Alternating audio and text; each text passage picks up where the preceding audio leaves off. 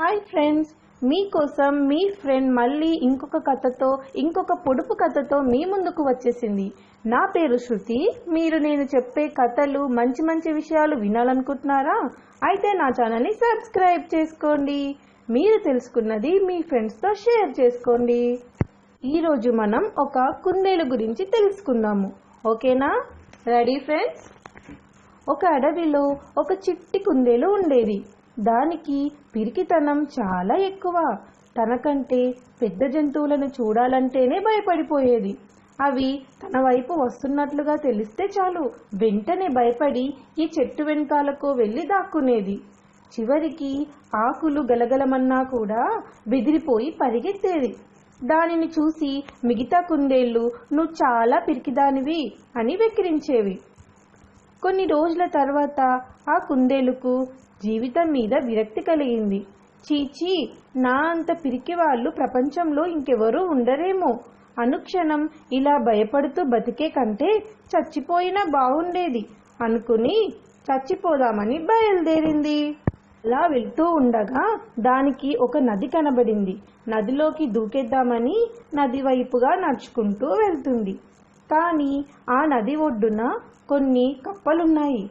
పెద్ద కప్పలేమో కబుర్లు చెప్పుకుంటూ కూర్చుంటే, చిన్న కప్పలు నీటిలోంచి ఒడ్డుకు, ఒడ్డులోంచి నీటికి గెంతుతూ ఆడుకుంటున్నాయి.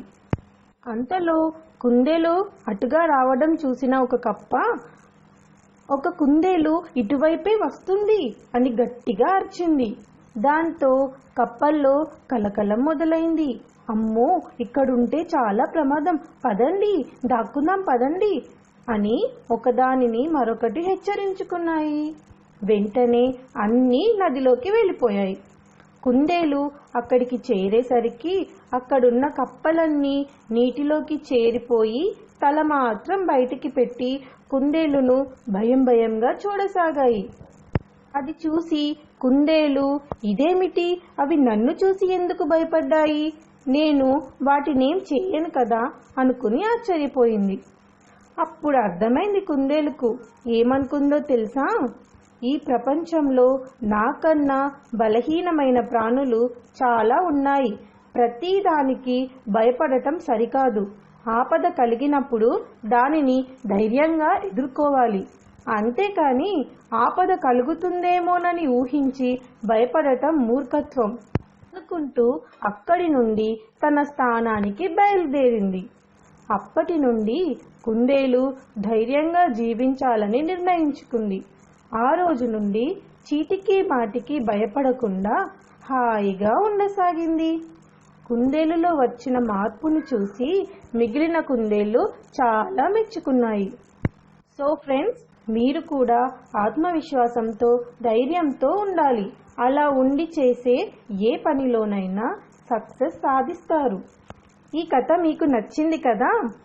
మిమ్మల్ని ఇప్పుడు ఒక పొడుపు కథ అడగబోతున్నాను.